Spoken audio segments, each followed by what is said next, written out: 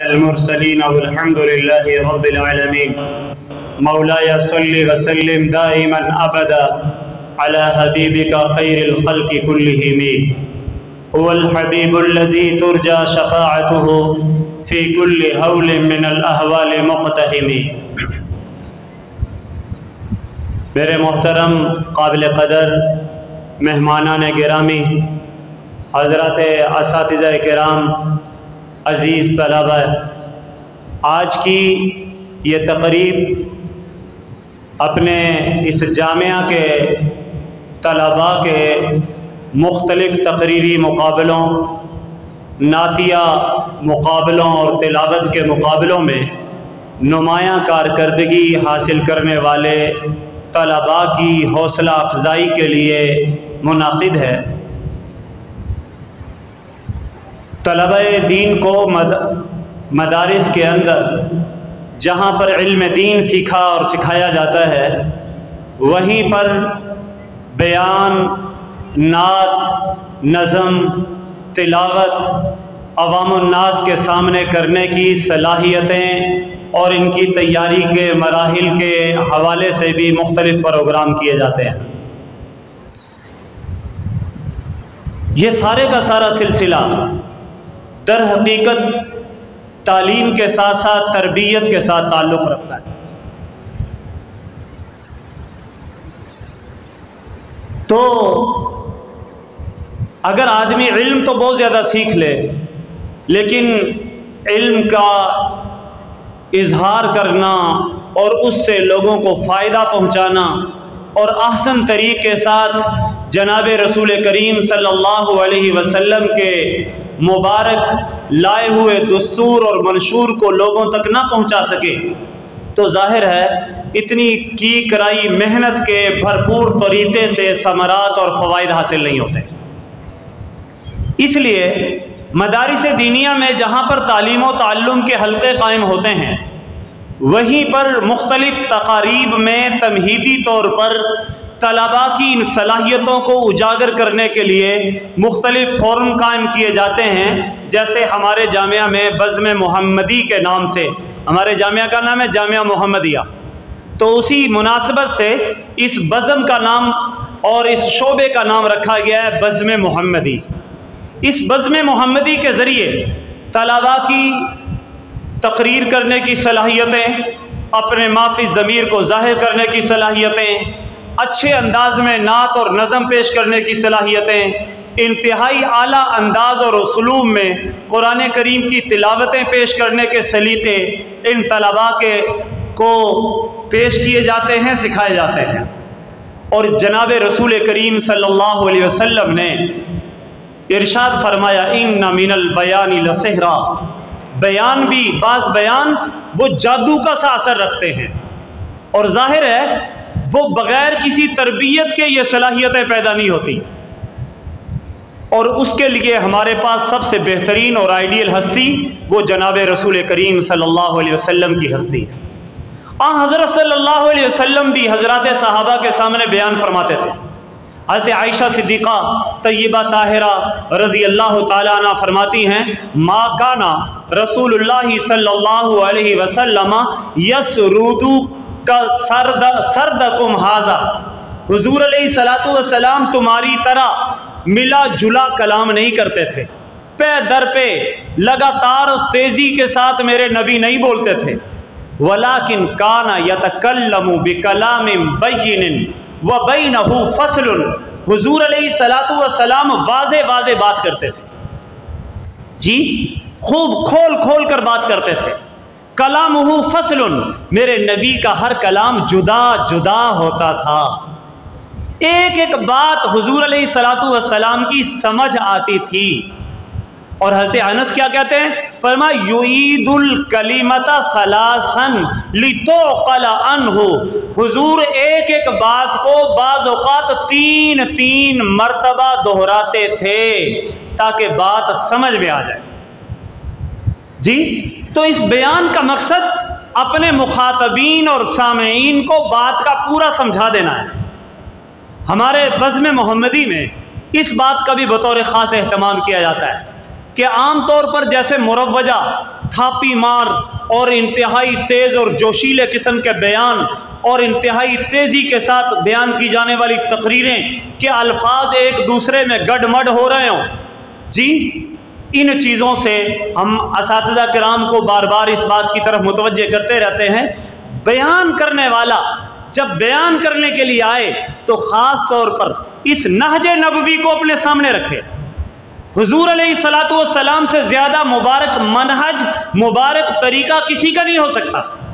अब अगर रानों पे ज़ोर ज़ोर से हाथ मार मार कर लंबी चौड़ी जोशीली तकरीरें तो कर दी जाएं, लेकिन मुखातबीन को कुछ पल्ले ना पड़े तो ज़्यादा से ज़्यादा लोग ये तो कह सकते हैं तकरीर बड़ी जोशीली की है, जी बड़ा ज़ोर दिखाया है मौलवी साहब ने, और कोई ज़्यादा ही रिमार्क्स देगा, कहेगा वाह जी वाह मौलवी साहब ने पे फटे पन देते।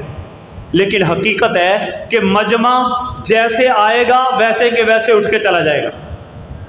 तो हज़रत सल्लल्लाहु अलैहि वसल्लम के बारे में अम्मा आयशा क्या कहती हैं? मा काना रसूलुल्लाही सल्लल्लाहु अलैहि वसल्लम यसरुदु सरदकुम हाजा, तुम्हारी तरह अल्फाज नहीं हुजूर खाते थे।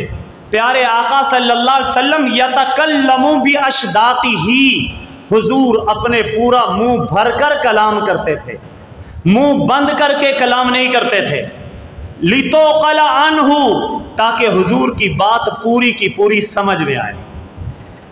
और जब बात करने वाला बात करे तो मेरे नबी सल्लल्लाहु अलैहि वसल्लम ने इसके हवाले से फरमाया कि अपने आप को मोहताज समझकर जिस बात को कह रहा है सबसे पहले उसका अपने आप को ज़रूरतमंद समझे। हज़रत अल्लामा शबीर अहमद उस्मानी नव्वरल्लाहु मरक़दहु ने अपनी किताब तफसीर उस्मानी के अंदर बड़ी अजीब बात लिखी है। फरमाया जहाँ पर तीन हक जमा हो जाएं, अल्लाह पाक बात में लाजमी तौर पर तासीर पैदा कर देते हैं। सबसे पहली बात हक हो। अगर गलत बात पेश करेगा लोगों के सामने तो जाहिर है उसका कोई असर नहीं हो। और तरीका भी हक हो। अगर बात तो बड़ी अच्छी कर रहा है लेकिन तरीका लोगों की तजलील कर रहा है, लोगों को परेशान कर रहा है और लोगों की तहकीर और तजलील उसके ज़हन में है, फरमाया बात असर नहीं करेगी। और तीसरा फरमाया नीयत भी हक हो। जी वो ये नहीं कि साहब ये दूसरे अमल करें मुझे अमल की ज़रूरत नहीं है। फरमाया बात भी हक हो, तरीक़ा भी हक हो, नीयत भी हक हो कि अल्लाह जो मैं बात पेश करने जा रहा हूँ हकीकत ये है कि इस बात का मैं भी मोहताज हूँ। हजरत ने फरमाया हो ही नहीं सकता कि बात में असर ना हो। जब इस दर्द के साथ अपने मुखातबीन, अपने सामिईन के दर्द के साथ आदमी गुफ्तगू करेगा और 2 रकात सलातुल हाजत पढ़ के ए अल्लाह ये ज़ुबान तो रबड़ की तरह फिसल जाती है, करीम परवरदिगार मेरी ज़ुबान को लग़ज़िशों से महफूज फरमा। और ए करीम परवरदिगार जो मैं बात करूं उस बात के अंदर तासीर और तस्खीर पैदा फरमा दीजिए, अल्लाह इसमें जान पैदा कर दीजिए। ए करीम परवरदिगार जो कहना मेरे लिए और मेरे सामीईन के लिए मुफीद हो वो मुझसे कहलवा दीजिए। उधर से अल्लाह से मांग के जाएंगे और उधर से अपनी नीयत को ठीक करके जाएंगे और अपनी बात को अच्छे अंदाज में पेश करने के इरादे से जाएंगे और नहजे नबवी हमारे सामने होगा, बात पूरी की पूरी करेंगे और बात को खुद भी समझकर दूसरों को समझाने की कोशिश करेंगे। सबसे पहली बात कि जो बात करना चाहते हैं उस बात को पहले खुद से समझा हुआ होना ज़रूरी है।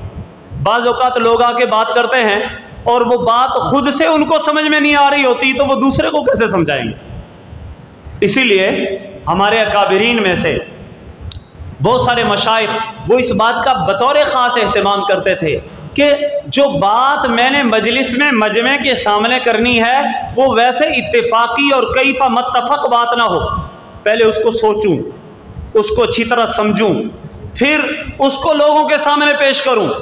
जब खुद नहीं समझा हुआ तो दूसरे को कैसे समझा सकेगा जी।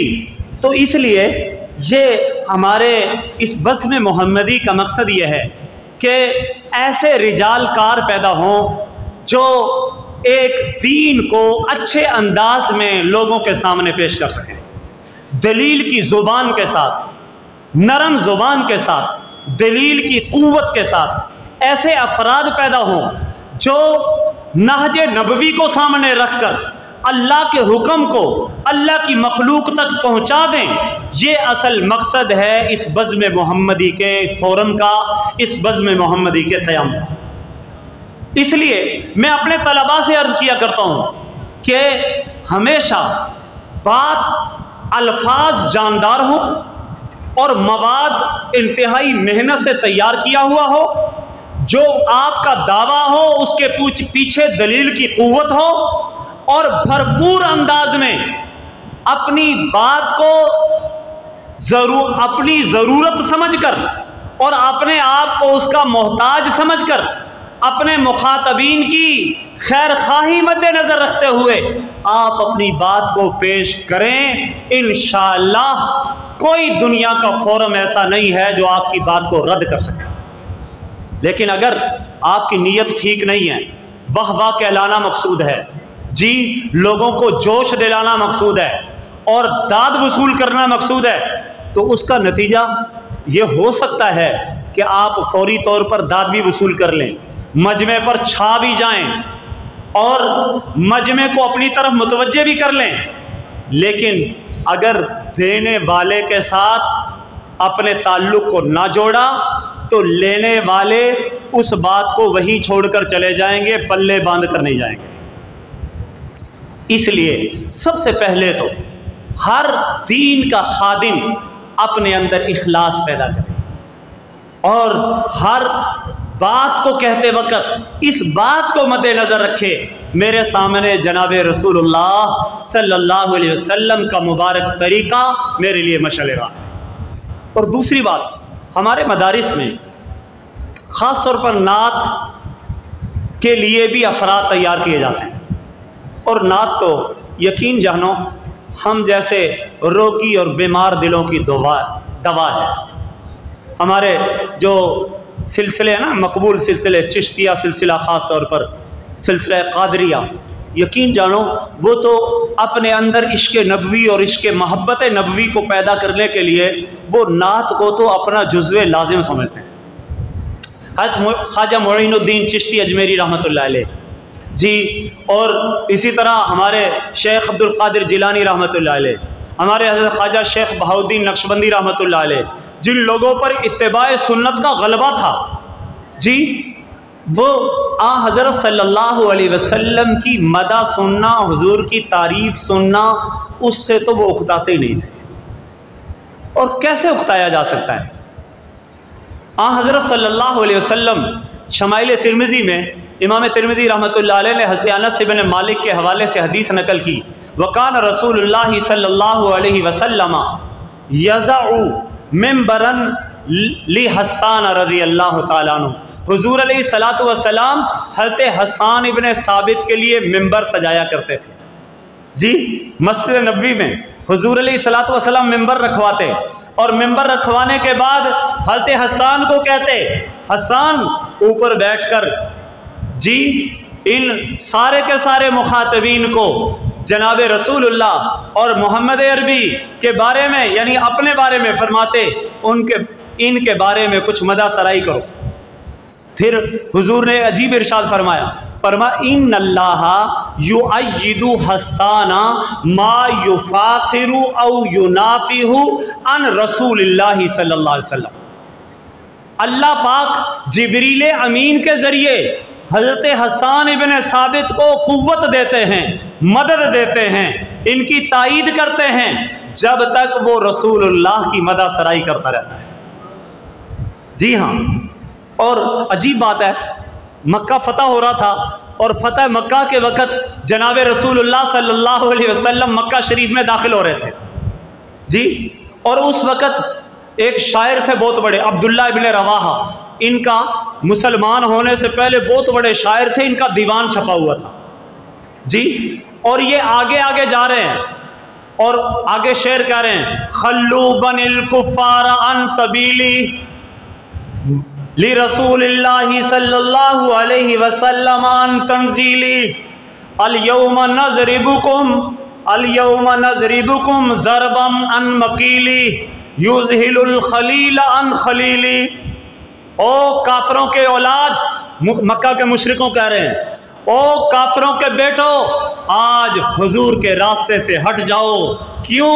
इसलिए कि मोहम्मद अरबी आज मक्का में फातेह बनकर दाखिल हो रहे हैं, और जो आज हमारे रास्ते में रुकावट डालेगा, अल यौम नज़रिबुकुम ज़रबन अन मकीली, आज हम ऐसी तलवार मारेंगे कि सर तन से जुदा कर देंगे। जी, युज़हिलुल खलील अन खलीलिही, और वो हमारी तलवार हर दोस्त को उसके दोस्त के बारे में ज़हूल कर देगी, भुला देगी। दोस्त अपनी दोस्तियां भूल जाएंगे। अब हज़रत उमर ने सुना कि जनाब रसूलुल्लाह जा रहे हैं और आगे अब्दुल्ला इब्ने रवाहा शेर पढ़ रहे हैं, तो हज़रत उमर तो बड़े जलाली थे ना, डांटा, यब्न रवाहा अंत तशउरु बैना यदै रसूलिल्लाहि सल्लल्लाहु अलैहि वसल्लम व फी हरमिल्लाहि ताला। ओए अल्लाह के रसूल के सामने, अल्लाह के हरम में तू शेर पढ़ रहा है, खबरदार, बस कर दे। अब हुजूर ने सुन लिया, कह दो सल्लल्लाहु अलैहि वसल्लम। हुजूर अलैहि सलाम ने फरमाया, दा या उमर, उमर छोड़ दे, इब्ने रवाहा को मेरी तारीफ करने दे। क्यों? फ़इन्नहु लहिया अस्राउ मिन नज़हि नबलिकुम, आज ये शेर काफिरों के सीनों में तुम्हारे तीर और तुम्हारी तलवारें मारने से ज्यादा तुम्हारी तलवारें इतना जख्म नहीं कर रही जितने ये इब्ने रवाहा के शेर मक्का के मुशरिकों के सीनों को छलनी कर रहे हैं। जी, इसलिए हमारे मदारिस में हम तो नात को भी, लेकिन शराइत के साथ हो, आदाब के साथ हो, गाने की तर्ज ना हो जी, और इसी तरह उसके अंदर साज ना हो, इसी तरह बाजे वगैरह की नोयत ना हो, मुख्तलिफ किस्म के वो जी, तो ये चीज़ें अगर ना हो तो हम नात को अफजल तरीन इबादत समझते हैं। हमारे अकाबिर हाजी इमदादुल्लाह मुहाजिर मक्की रहमतुल्लाह अलैह, हज़रत शेख ज़करिया नव्वरल्लाहु मरक़दहू, उनके यहाँ उनकी जिक्र की मजालिस होती थी ना, लंबे चौड़े बयान नहीं होते थे। नात शरीफ का हल्का होता था, दुरूद शरीफ का हल्का होता था, जिक्र का हल्का होता था, और नात शरीफ के बाद दुआ कर देते थे, और नात पढ़ने वाला नात पढ़ता था, और हज़रत शेखुल हदीस मौलाना ज़करिया नव्वरल्लाहु मरक़दहू के आंसू टप टप के गिर रहे होते थे। इसलिए मैं अपने तालिब इल्मों से भी अर्ज करूं कि यकीन जानो, नात गोई सिर्फ अच्छी आवाज़, तहसीन सौत के लिए नात ना पढ़ा करो। नात पढ़ो तो मोहब्बत रसूल को उजागर करने के लिए पढ़ो। नात पढ़ो तो इश्क़ रसूल को दिलों में बसाने के लिए पढ़ो। नात पढ़ो तो हुजूर अलैहिस्सलातु वस्सलाम की मोहब्बत पर और हुजूर की सुन्नतों पर लोगों को खड़ा करने के लिए नात पढ़ो। तो यकीन जानो, नात से बढ़कर ऊंची इबादत कोई नहीं है। इसलिए आज के इस तकरीब का जो मकसद असली था वो, उस पर मैंने कुछ रोशनी डालनी थी। अल्हम्दुलिल्लाह हमारी इस बज़्म मोहम्मदी के तहत हमारे इन तलबा में पूरे साल ये मुकाबले होते हैं, और इन मुकाबलों के सिलसिले में जी तो ये मुख्तलिफ़ किस्म के प्रोग्राम मुनक़िद होते हैं। पूरा साल जिन तलबा ने मेहनत करके, बाज़ ने पूरी मजमूई क्लास ने इनाम हासिल किया होता है, आज की इस मजलिस में उनको भी इनाम दिए जाएंगे, और बाज़ तलबा की इनफिरादी कारकर्दगियाँ होती हैं, उनको भी इनामात दिए जाएंगे।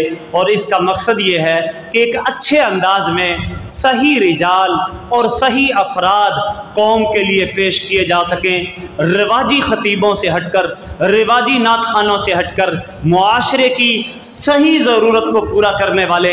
अल्लाह करे कि ऐसे अफराद तैयार हों जो हमारे लिए भी आखिरत का ज़ख़ीरा बन रहे हों, इस पूरे इदारे के लिए ज़ख़ीरा आखिरत बन रहे हों। अल्लाह करीम हम सब को और हमारे इस इदारे की जुमला काविशों को कबूल फरमाए। मैं इस तकरीब के आखिर में ख़ास तौर पर हमारे इस बज़्म मोहम्मदी के निगरान हमारे इस शोबे के निगरान मौलाना ज़ैनुल आबिदीन साहब, उन्होंने इस शोबे में ख़ासी मेहनत की। मैं उनको भी मुबारकबाद पेश करता हूँ और आज के इन तमाम तलबा को जो इनामात हासिल कर रहे हैं उनको भी मुबारकबाद पेश करता हूँ। अल्लाह करीम सब की सब काविशों को अपनी बारगाह में कबूल और मंजूर फरमाए। व आखिरु दावाना अनिल हम्दुलिल्लाहि रब्बिल आलमीन।